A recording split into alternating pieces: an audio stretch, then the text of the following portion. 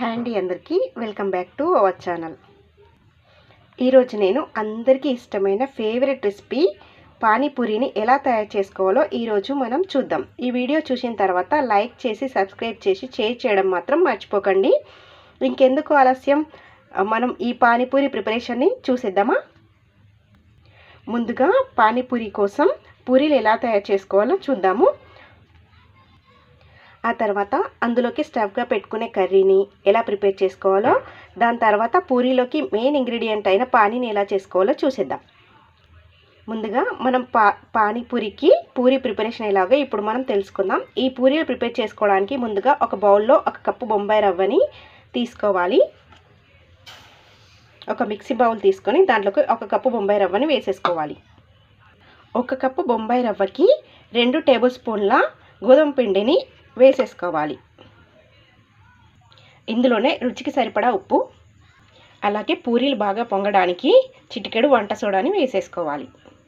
ఇప్పుడు వీటన్నిటిని కూడా మిక్స్ చేసుకొని బాగా కలుపుకోవాలి. నెక్స్ట్ స్టవ్ మీద గిన్నె పెట్టుకొని అందులో కొంచెం వాటర్ వేసి బాయిల్ చేసుకోవాలి.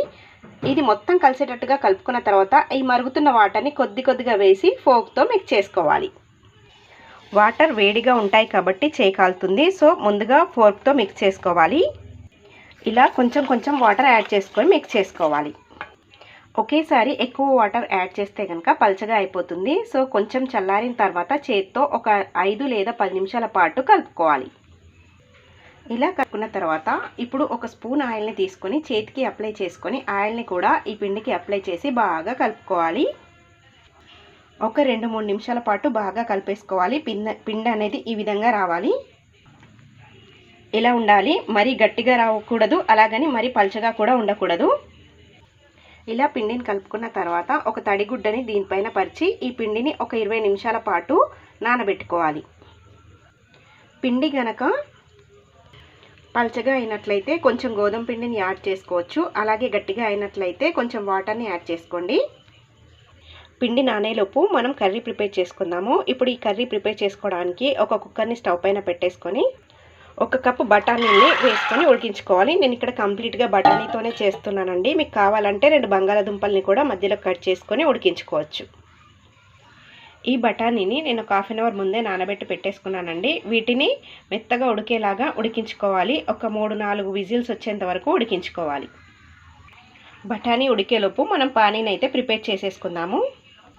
ఈ పానీ ప్రిపరేషన్కి ముందుగా ఒక మిక్సీ జార్ తీసుకొని అందులో ఒక 1/2 కప్పు దాకా పుదీనాని యాడ్ చేసుకోవాలి. అలాగే 1/2 కప్పు కొత్తిమీరని కూడా వేసేసుకోవాలి. ఇందులోనే ఒక పచ్చిమిర్చి, 1 ఇంచు అల్లం ముక్క వేసేసుకోవాలి. అలాగే ఇందులో 1 కప్పు చింతపండు రసాన్ని యాడ్ చేసుకోవాలి. ఇక్కడ నేను పల్చడి చింతపండు రసాన్ని తీసుకుంటున్నాను, చిక్కడిది కాదు. 1 కప్పు యాడ్ చేసుకొని స్మూత్గా మెత్తగా బ్లెండ్ చేసేసుకోవాలి. ఇలా బ్లెండ్ చేసుకున్న మిశ్రమాన్ని ఒక బౌల్లోకి స్ట్రైనర్ సహాయంతో ఫిల్టర్ చేసుకోవాలి.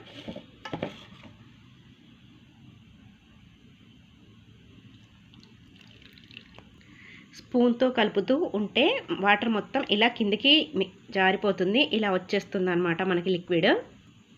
ఇలా వచ్చిన దాంట్లో మళ్ళీ 2 కప్పుల వాటర్ వరకు యాడ్ చేసేసుకోవాలి. ఇలా వేస్ట్ అయిన ఈ మిశ్రమాన్ని పక్కకు తీసేసుకోవాలి. ఇప్పుడు ఇందులో రుచికి సరిపడా ఉప్పు, 1/2 టీ స్పూన్ జీలకర్ర పొడి, 1 teaspoon chaat masala, 1/2 teaspoon కారం. ఇందులోకి మనం ఆల్రెడీ పచ్చిమిర్చి యాడ్ చేసాం కాబట్టి ఈ స్పైసీ సరిపోతుంది. ఇప్పుడు మొత్తం కలిసేటట్టుగా మిక్స్ చేసుకోవాలి. ఇందులో బ్లాక్ సాల్ట్ కూడా యాడ్ చేస్తారు, కానీ ఇంట్లో అందరికీ అవైలబుల్గా ఉండదు కాబట్టి నేను యాడ్ చేయట్లేదు. ఇప్పుడు మొత్తం మిక్స్ చేసుకొని టేస్ట్ చూసుకొని ఒకవేళ పులుపు సరిపోకపోతే నిమ్మరసాన్ని యాడ్ చేసుకోవచ్చు, లేదా మిగిలిన స్పైసెస్ ఏవైనా కూడా యాడ్ చేసుకొని అడ్జస్ట్ చేసుకోవచ్చు. ఇప్పుడు పూరీ దగ్గరికి వద్దాము. 20 మినిట్స్ పాటు నానబెట్టుకున్న పిండిని మరొక 2 నిమిషాల పాటు నీట్ చేసుకోవాలి.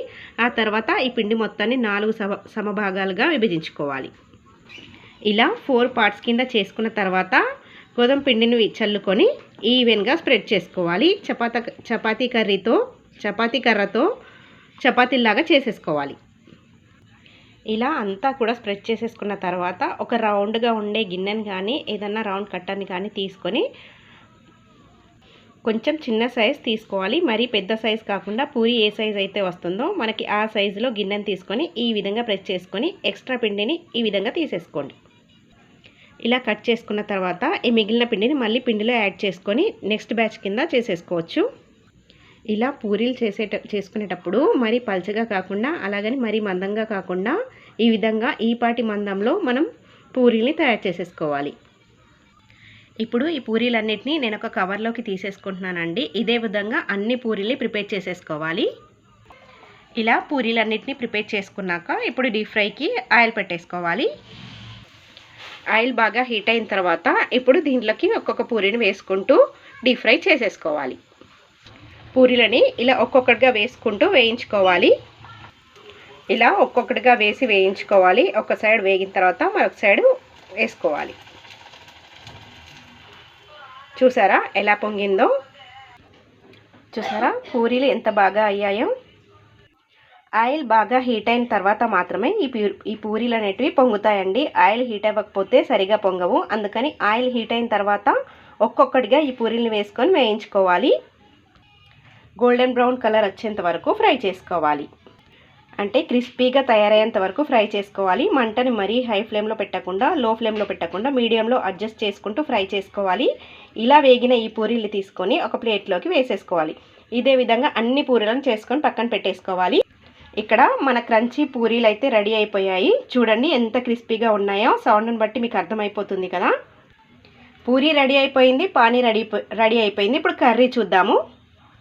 బఠానీని ఇలా ఉడికించుకోవాలి. అంటే నలిపితే మ్యాష్ అయ్యేలాగా ఉడికించుకోవాలి. ఇందులో 1 టీ స్పూన్ కారం, 1/2 teaspoon chaat masala, 1/2 teaspoon జీలకర్ర పొడి, 1 టీ స్పూన్ ధనియా పౌడర్, రుచికి సరిపడా ఉప్పును కూడా వేసుకొని ఒకసారి అంతా బాగా కలిపేసుకోవాలి. ఫైనల్గా సన్నగా తరిగిన కొత్తిమీర వేసుకొని ఒకసారి కలిపేసుకుంటే కర్రీ రెడీ అయిపోయిందండి. ఇప్పుడు మనకి స్టఫింగ్ కోసం పూరీ కర్రీ రెడీ అయిపోయింది. దీన్ని పక్కన పెట్టేసుకుందాము. పూరీ ప్రిపేర్ చేసేసుకున్నాం, పానీ రెడీగా ఉంది, అలాగే కర్రీ కూడా రెడీ అయిపోయింది. ఇంతేనండి. ఒకవేళ మీకు పూరీ చేసుకోవడం కష్టం అనిపిస్తే కనుక బయట మనకి మార్కెట్లో పూరీ పపర్స్ దొరుకుతాయి. ఆ చిప్స్ని తెచ్చుకొని ఇంట్లో ఫ్రై చేసుకొని ఈ పానీని అలాగే కర్రీని ప్రిపేర్ చేసేసుకుంటే చాలా సింపుల్గా మనం 10 మినిట్స్లో పానీపూరిని ప్రిపేర్ చేసుకొని సర్వ్ చేసేసుకోవచ్చు. సో పానీపూరి కంప్లీట్గా ప్రిపరేషన్ అయిపోయింది కదా. మీరు కూడా ఈ రెసిపీని ఇంట్లో ట్రై చేసి మీ ఫీడ్బ్యాక్ని నాకు కామెంట్ సెక్షన్లో కామెంట్ చేయడం మర్చిపోకండి.